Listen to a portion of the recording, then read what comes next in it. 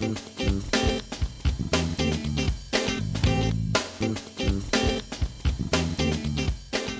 and welcome to Working for You. I'm Beth Cogswell for Missoula Community Access Television.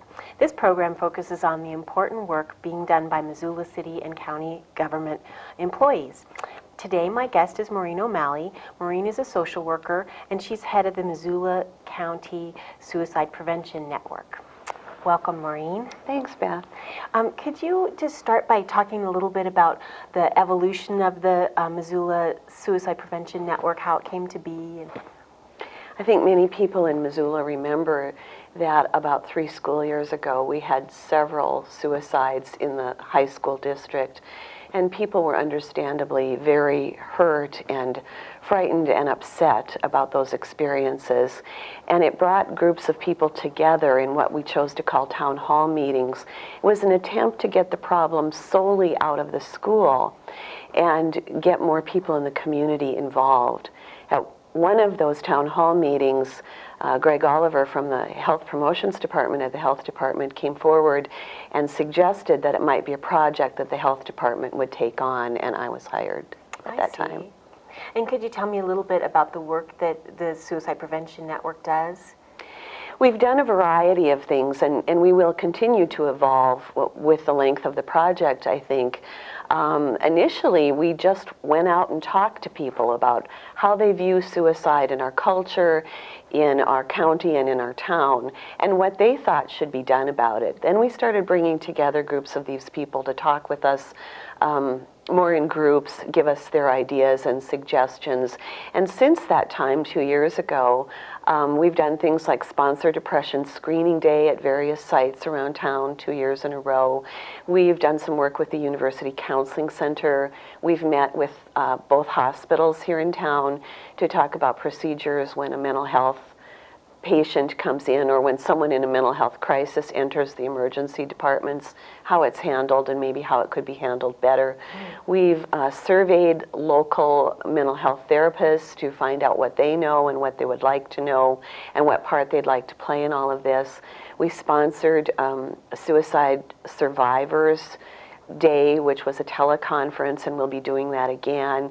We have educational offerings, primarily one that we call QPR, which is Question, Persuade, and Refer, and it's a very simple method for anyone to learn about suicide prevention and how to intervene if they should need to. So that's really just a few of the things that we're involved in. So I imagine you go into the high schools quite a bit to do education and outreach to high school students. Is that the case? Approximately 90% of the teaching staff of Missoula County Public Schools has now been trained in QPR, so they know or know better what they should be looking for among our students. And I have spoken to some high school classes and also met with staffs from some of the other high schools.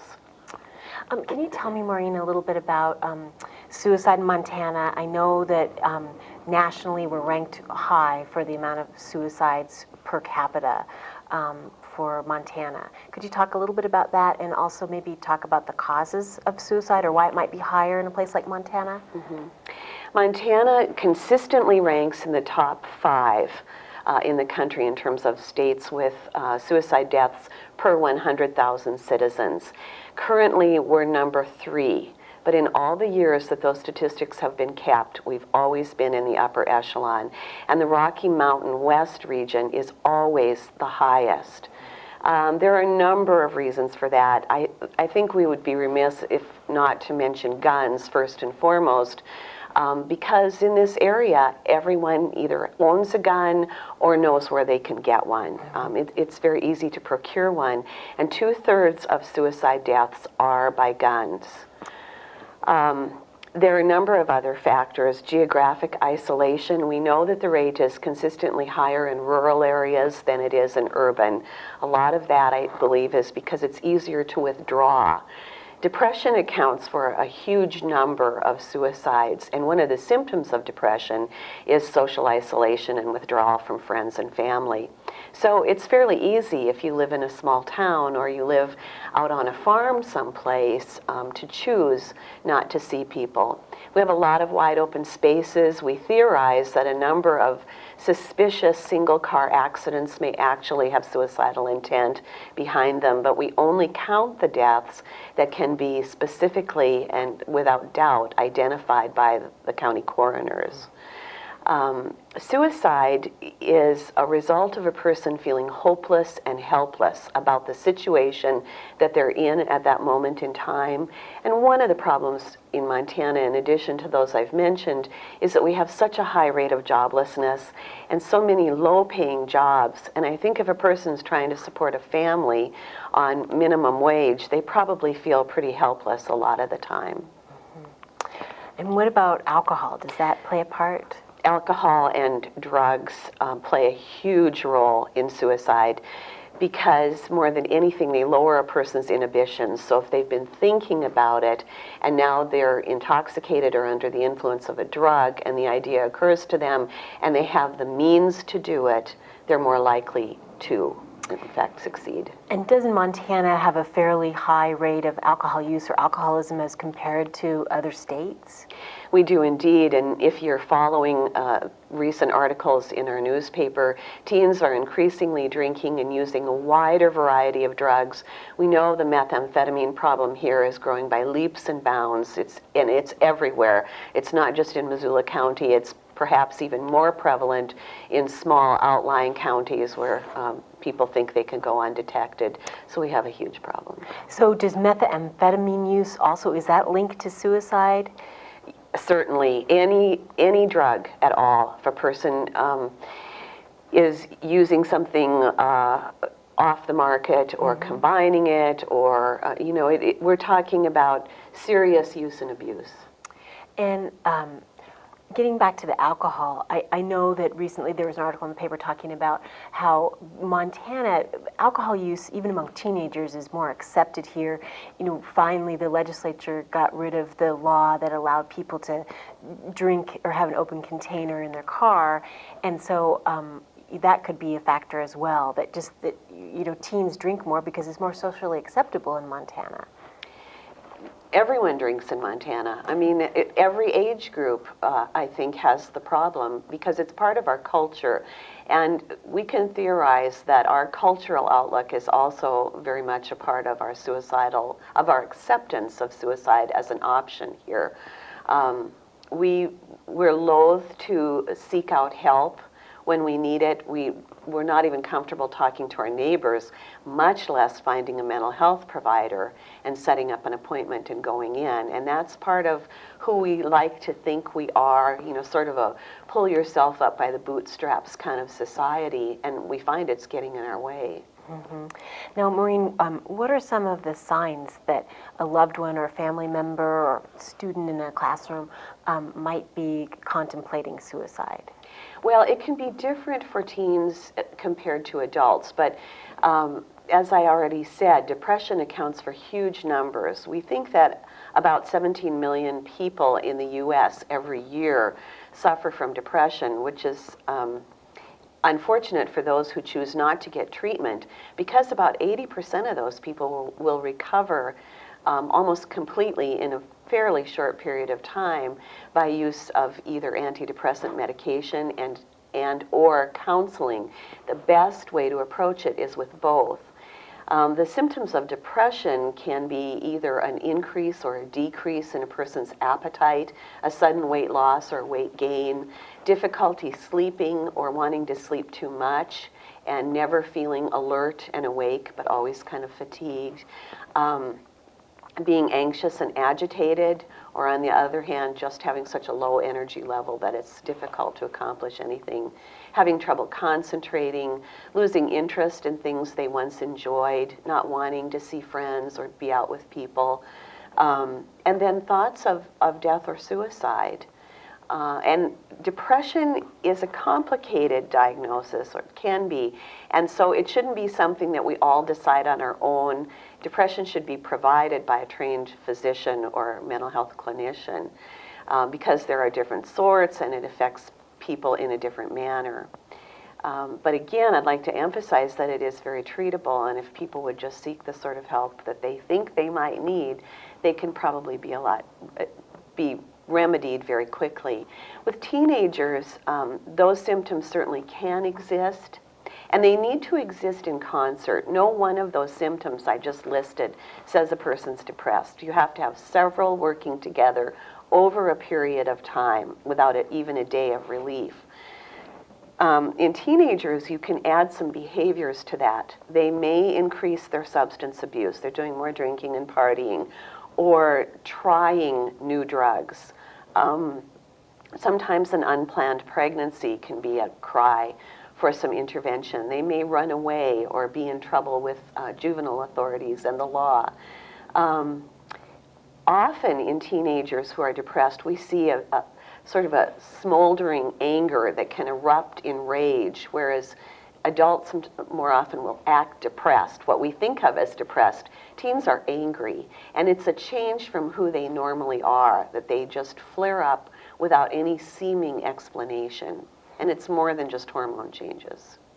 Well, I know you mentioned that it's important to seek health care from a mental health professional or physician. I know one thing that might prevent people from doing that is thinking that it may be too expensive or they don't have health insurance. Are there resources in Missoula to get people that help if they need it? You know, that is a problem all over Montana, and it's something that we do talk a lot about, and I think people need to be creative as much as that's possible. We do have a few agencies who will see people either on a sliding fee scale or will link them with a therapist who will provide them with pro bono services. We also have a number of therapists who are willing to adjust their fees if they're asked. But if they're not asked, they may not even offer that. They may not know that there is a need to offer it. And we do recognize in the network that this is a tremendous problem, and we recognize it all across the state. And I think, unfortunately, or fortunately, it's something that our legislature is going to have to tackle. Mm-hmm.